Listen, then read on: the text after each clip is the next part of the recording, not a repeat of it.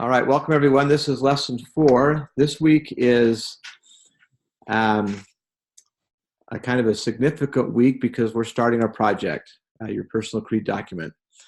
I've seen that a couple have already submitted it. The ones I've looked at have been great. And this is the first of 7 parts. The part that we're doing this time is your beliefs. It's outlined really well in Inner Victory. We'll talk a little bit about it with your case study this week. But I want to talk about how our beliefs, and more specifically, our self-esteem, how we believe about ourselves is formed. I mentioned in the online and the announcement that we're going to talk a little bit about psycho-cybernetics. That's one of the books that I shared with you at the beginning, or a couple lessons ago. But it's all about how would you finish this? So you guys can tell me or type it in the chat. I am what? I am old, tall, insecure, a child of God. Danny, thank you. Keep them. That's the first of, I'm hoping, several. I am insecure. That's not some of, that's me. Improving. Joshua, thank you. Okay. Unique. Okay. Couple more. Creative. Thank you. Okay. Well, we're going to talk a little bit about how we come to the I ams. So I want to start with this statement. I am, what follows I am follows me. And that has to do with your perception. And we all have things in our perception. Some are great, some are maybe not so great. But I want to talk briefly about this gentleman. If President Lincoln was to say, I am, what do you think he would say? And these, I want you to describe him how you perceive him. What do you perceive Abraham Lincoln as? He was what? Honest Abe, another honest, intelligent, a leader. Okay. Yes, wise. Thank you for that. Loyal, probably spiritual. Okay. Well, if you study, and I have a degree in history, and one of my favorite people to study was Abraham Lincoln. Did you know that Abraham Lincoln was also suffered from major depression, and he had a horrible temper? Those two things. You would not describe him as mean and sad, but he was through much of his life. But he had a really great capacity to do these 4 things. He had a capacity to examine these things that weren't great about himself, to learn from them, to adapt, and to grow. He may have had bouts of depression throughout his life, but he largely was able to overcome that. No one would say as a president that he was prone to inappropriate anger or bursts of anger, okay? So what we're going to talk about today, and I want you guys to be brave enough to interrupt me if you have a comment or a question. I'll try to watch it on chat, or just unmute your mic and say, Brother Davis, this is this, okay? But I do have a lot to cover, so I'm going to go through it, but I want to be interrupted if that's okay. And I will ask you to do a couple things here in a minute. Can't find my mouse. All right. So we want to talk a little bit about these words. Self-worth, perception, self-image, confidence, scotomas, gestalt. Gestalt is your awareness, right? And your awareness is, I can hear my son and wife in their reading. There's a buzz going on. Sometimes, for example, if you were to buy a car, you might think that you only pick something car in Rexburg or wherever you live. Well, once you buy a car, what do you see? You see them everywhere. You didn't notice them before. That's your awareness. We also have scotomas. Scotomas are blind spots. So I want people to do this. I want you to answer this question. How many countries have the 4th of July? Let's see some chats. 111, all of them. Danny, thank you. All of them. Exactly, right? They all have the 4th of July, right? We celebrate the 4th of July, but Mexico has the 4th of July and the 5th of July and the 6th of July, but we have the 4th of July. Well, that's a blind spot that we have in America. Now, this sometimes works, it sometimes doesn't. You can unmute your mics if you all want to collectively do that and answer this one question, or you can type in the chat. But I want you guys to do something with me, okay? I want you to all say with me, spot 10 times. Spot, spot, spot, spot, spot, spot, spot, spot, spot, spot. What do you do when you come to a green light? Stop. Oh, go. There you go. I've got at least one person, right? That's funny. Everybody else did it. So I created momentarily a blind spot, right? Well, we also have paradigms, and paradigms affect how we see the world. And I'm going to tell you a little story, and it affects all of these. It affects Gestalt. It affects paradigms. My wife and I, when we got married, we hoped to have 6 kids. We ended up having 6 children. 5 of them are alive. We lost a baby about 30 years ago. Well, the kids didn't come easily for us, and I know people who deal with infertility, and I don't ever. My story sounds lame because we ended up with 6 kids. They are spread apart. My oldest son is 34. My youngest daughter is 12. So they're spread apart. After about having 3 kids and about a 9-year gap, we still wanted to have more children, and it just wasn't happening. So we started talking about adoption. And adoption for me was scary. Would I love him the same or her? Super expensive. We tried different avenues, and all of a sudden we learned about a potential baby that was going to be born in 3 weeks. We had, at that time, 2 sons and a daughter living. And I thought, well, we want a daughter, 2 and 2. But this baby was going to be a boy, and he's going to be born in 3 weeks. And, oh, by the way, he's African American. And I just started going through all of these paradigms and blind spots. And all of a sudden at BYU Idaho, I noticed there's African American and African and Black students that you see all the time. But I started noticing all of them. And I thought, where are they from? And how much is this going to cost? And initially, I was really opposed to the idea. Expense, could I do it? Well, long story short, we end up with this kid here. This is Isaac. At this picture, he's probably 3. He's now 14. In this picture, he's like 2 feet tall. Isaac's now 6'4". And my perception changed. Number one, I could love him as deeply and as strongly as my other 3 children. That happened really fast. Number 2, it was the best thousands, I won't say how much, thousands of dollars we ever spent. And number 3, God was in every step of that. And then, out of the blue, we end up with our baby daughter, who came surprisingly, naturally. So we had these 2 tail-ender kids. But it affected how we live, how we do the paradigms. And it's just so powerful. And this is what we're going to talk about today. We see the world not as it is, but as we are.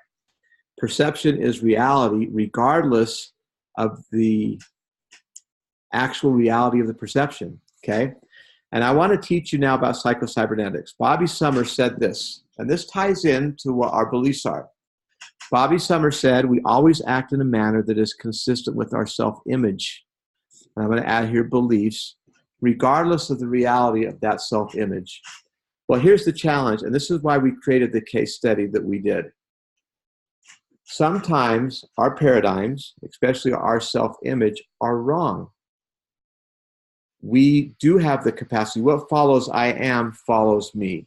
I have some good ones. We're going to talk about some of my good ones. I also have some negative ones. I am a worrier. I can be insecure. I can be fearful, right? Well, Martin Rossmann, he said in the book, The Worry Solution, said the discrepancy between the real and the imagined is the root of suffering. So we're going to talk about how do we get to the imaginations about ourselves that are wrong, okay? Now, I want you guys to be brutally honest with me, but also don't be so self-disclosing if you're uncomfortable with it, right? So I want to talk about how our self-image is formed, okay? And it all has to do with the left brain and the right brain, okay? Your brain is about the size of your two fists put together. And you have a left brain and a right brain. And in between is something called the corpus callosum that makes these things talk to each other. Well, the left brain is more verbal, is analytical, is logical. When you learn things first, and if it's through verbal or written instruction, it's done with the left brain. When you first learn to tie your shoes, when you first learn to type or play the piano, any of those things. The right brain is visual and imaginative and intuitive. Well, we learn things first in the left brain. Eventually, and we call this the conscious mind. Eventually, it's going to migrate to the unconscious mind. So if you think about it, I tie my shoes today. Sometimes I have slip-ons. Today I didn't.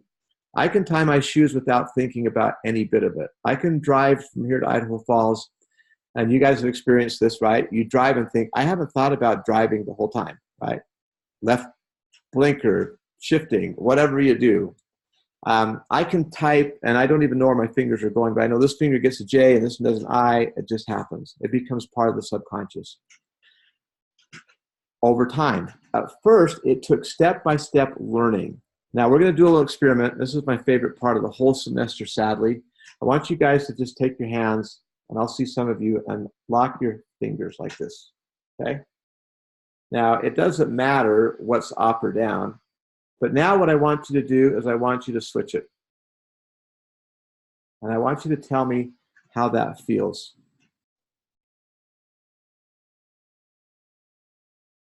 Okay, not right, right? It feels wrong. So at some point, as you were learning to do this, it eventually became that way, right? Awkward and weird. Now, I can only see a few of you, Abram to somebody at the bottom. And I want you to fold your arms. Okay, fold your arms.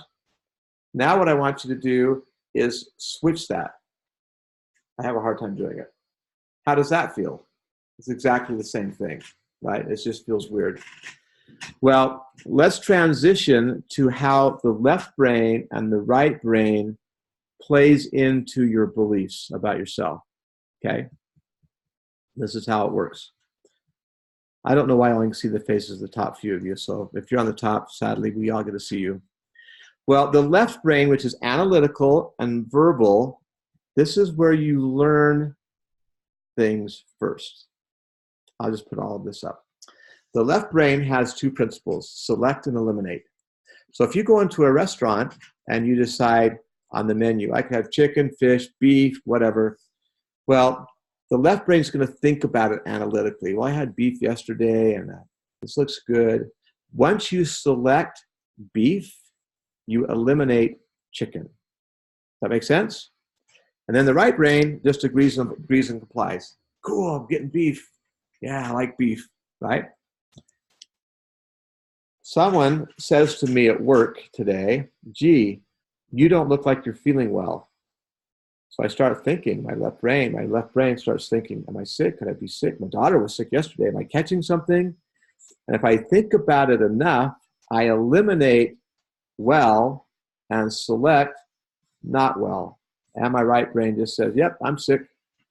And I begin feeling ill, okay?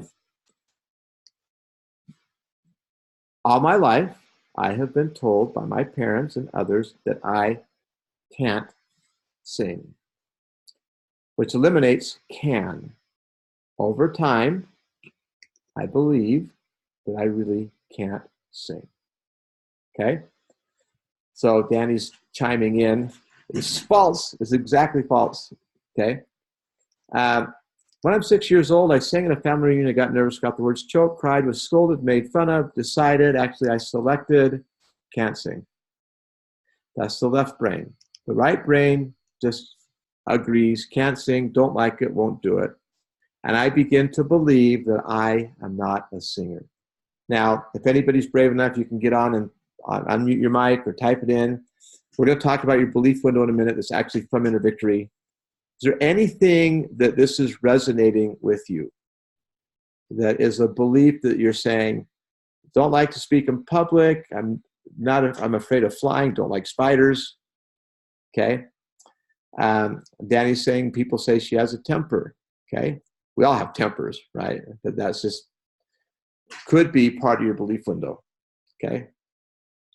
Not smart enough to be a nurse. Okay. Well, if you believe it, Bobby Summer, who wrote the Psycho-Cybernetics book, said, if you believe it, you will believe it. Right. So we got to work on that. Some people might say they're shy. Another one. Okay. So here's what happens as this plays. So this is super important. The right brain, which is intuitive and imaginative and visual, does not know the difference between an imagined experience and a real one. So through my life, I failed at singing once. My right brain says can't sing. I remembered failing, didn't fail again, I just remembered it. But the right brain doesn't know the difference between a real or imagined experiences. Reinforces can't sing. I imagine singing, can't sing. Worry about it. Tried and failed again.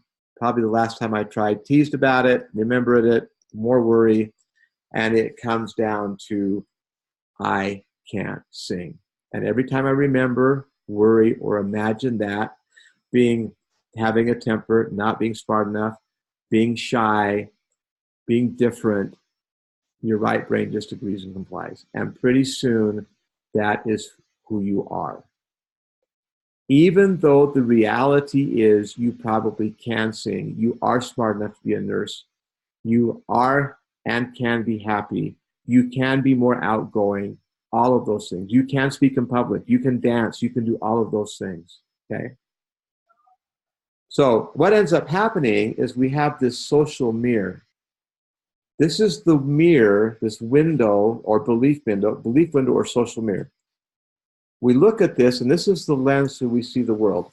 So being a little self-revealing here, I'm going to move this over so I can see it. This is me. I am convinced that I'm a bad automobile driver. I have a record to prove it. I've been hit by a train. I've totaled more than one car. Thankfully, I was not seriously hurt. I don't think I'm a good dancer. I believe I'm a good ping pong player. I'm not that smart. I talked about that last week, but I'm a good student. I hate mice. I'm scared of doctors. I'm a good speaker. I can't sing. I'm pretty creative. I'm okay at basketball, and I believe I'm a good dad. Okay, so is there anybody that would like to, let's throw up some positive ones, or someone talk to me. What are some of the positive panes on your belief window? So Elijah's asking a really good question. Is that how the brain function or our attitude contributes to it? It is how your brain, is how your self-image functions based upon the programming that's gone into it. Now, whether we don't know this is happening throughout our life, right? But it starts when you were a kid.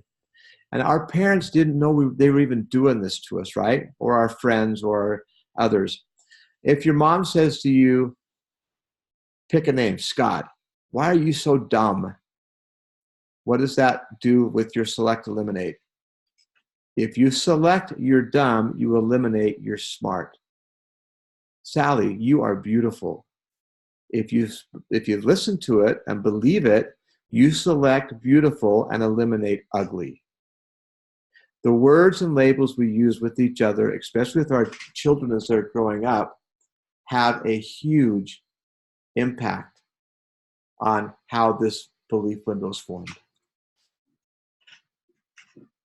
Anybody have a thought or comment on that? Someone be brave enough to talk to me. So Go ahead. sorry, you go first. Lady first. So I'm guessing that whatever people say to us, if we accept that or put in our mind that we are like that, that means that it has an effect on us. Absolutely. I just link it to the Bednar's talk as when he was talking about things as they really are, when he talked about we are not supposed to be acted upon because we are not objects. So I feel like if we allow ourselves to be talked in a bad way, as in allow ourselves to have negative comments to have effect on us, I think that is when we become so reserved and, accept all this way that our brain thinks for us. Like it's just programs that are stored in our brain. Exactly. Yep. Okay. Okay. Someone else is going to comment. Yeah, I just have a question. Sure. So a while ago, someone told me that if you like look in the mirror every day and say like, I am good, I am great, I am wonderful, like eventually you'll start to believe it. Is that like because you're replacing what, you're, I guess, re-eliminating something? Right. Does that make sense? Yeah, we're going to talk about that here in just a second. Yeah, sorry, if I think it was Cool. Sorry, that was weird. So, yeah, the way you look at it, Bobby Summer used this analogy. It's like you're a horse and a rider, right? And if you have a horse and it's a trail horse and it's done the same trail every day, it's just going to go that way. It's trained to go that way. Well, you can reprogram, and you're really programming both. You're using the left and the right brain to reprogram your subconscious. You can do it. But it involves, and in a couple chapters, like 4 chapters from now, when we get to the law of expectation, we're going to talk about positive self-talk and positive vision. Now, here's the formula. It is called, so this does affect how I feel after. So here's the formula. We call it CRAFT, okay? Now, CRAFT is using the elements and the talents, the abilities, the reality of the left brain and the right brain to reprogram your self-image. So it starts with C, and C stands for cancel. Every time you have a negative self-thought, you need to replace that thought with a positive I am affirmation. Every negative thought, you replace it with a positive thought, I am a great singer. So that's the first 2. When I cancel negative thought and replace it with positive thought, I select I can sing and eliminate can't sing. I select I am smart, I eliminate I am not smart. Right? But you have to do it consistently. Now, there's some tricks to this. The first one, Bobby Summer says, and my kids thought I was actually going crazy. She would say, every time you have a negative thought, say to yourself, stop. So my kids would look up at me and say, what did you just say? I said, stop. Why did you say stop? So I stopped doing that and I started shaking my head. And then my kids would say, Dad, what are you doing? You're shaking your head. And then another idea is you can put a rubber band on your wrist and just kind of pop it. The suggestion I have, because it's very subtle and people won't think you're weird, is you just press your hand. I can't. Press your hand. I can. Replace. Okay? Then the next one is affirmations. And the affirmations are consciously multiple times during the day. And the idea here is you set a reminder, right? Maybe it's a little something on your phone or on your mirror, on your toothbrush. Say your affirmation. So whatever positive self thing I want to develop, reprogram, I'm going to say that multiple times a day. I'm a great singer. I am confident. I am smart. I am good in public. I am whatever, okay? Then the next part, so this is strictly left brain stuff. Now we want to engage the right brain. And the right brain is the visualization part, focus. Spend some time visualizing success, imagining singing greatly or speaking confidently or getting an A on a test. And then the hardest one, which is also kind of right brain, but it's involving both, is you act as if. You train yourself to do it. You fake it a little bit. This takes some courage. Let's say that the thing I'm working on is not being shy around someone of the opposite sex. Well, I can cancel the I'm shy and I'm nervous and replace it with I'm confident and I can do this. And I say the affirmations and I visualize walking up to someone and saying, hey, how are you? My name is Steve. Where are you from? That right brain imagination is going to kick in, but then you also have to practice it some. Bobby Summer says if you do this consistently for a little over a month, you will retrain that part of your brain. but it takes consistent effort. Okay, thoughts? Brother Davis, so I know, like, for me, when someone gets, like, when I get angry or something, it's typically someone else does something to affect me. When I get angry, the very first thing I do is I smile, because you can't be angry or upset if you have a smile on your face. It's just like it's just chemically impossible to do that. And then right after that, I've trained myself to then vocalize it and say, they've probably had a rough week. They've done something. They had something hard in their life, and I don't know what it is, and I have to accept that. Yeah. And so, and then it's like, all right, move on. It's like, I can't let it sit there and say it's always them, it's their fault. But it's like, no, I got angry as well, but Right. I have to correct it. And so I smile, and then I just say, they're probably going through a hard time, so I'll let it slide. So what part of craft is that? Well, first off, I cancel it with the smile. I just try and get rid of that negative. Yeah. And then I replace it with the positive thought by saying, they're probably going through a hard time and it's just rubbing off. And so it's just like that. And then Acting. the more positive thoughts are just like, okay. And then so they are a child of God. That's what they are. So you have to treat them with love and respect, and that's what they deserve. And then I don't really know what, like, the focus, like the visualizing success one, but I've trained myself enough to just that every time I get upset or mad, it's just like I always have a smile on my face right after. It's like instant reaction. That's great advice. And you are acting. So you've hit like 4 of the 5 in reality. Yeah. Okay. Any other thoughts about this? Might seem a little psychological or weird, but I've practiced it. I'm going to give you version 2 later in the semester. It's very much like this, but we'll hold that for another thought. All right. So just in the end, I want to show you a couple of examples of Personal Creed Document 1. Now, as I share with you these examples, I want you to understand that this is your personal creed document. Yours is going to look like how you want it to look. You will notice this is mine. You will notice, and I've actually fixed this because I don't have an aversion to the number 7. I just missed it. I actually have 12 beliefs, not 13. But I've been too lazy to change my slideshow. But the goal here is to list some beliefs with maybe just a little statement about why you believe it. You're falling short, especially if you think about how your belief statements can play into an affirmation statement later. If you just say, I believe in family, faith, health, love, trials, nature. That's selling yourself short. So what you want to say is, I believe in the number 3 for me, I believe in the importance of family, and I believe in each family member. I believe the best way to know him is to serve others. I believe in the power of habit, routine, mastery. My body is a temple, but being still, the power of nature, empathy, and gratitude. Okay? So that's an example. That's my personal creed document, part 1. Hey, Brother Davis. Yes. So question, how, like, I guess pretty do you want the layout? That is 100% up to you. It could be just vanilla plain, just words, right? The examples I'm showing you do have a little graphical element to it.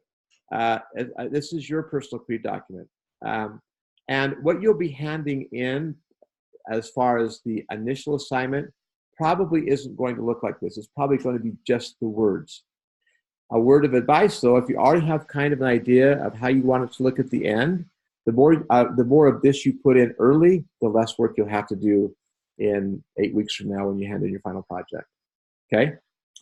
So here's example 2, my beliefs: believe in God the Eternal Father. Some other ones: happiness, freedom, music, husband, temple, mothers, the golden rule. She believes in herself. Okay? Here's another example that's a little more vanilla plain. Again, it doesn't have to have pictures, but she's just listed hers with a statement.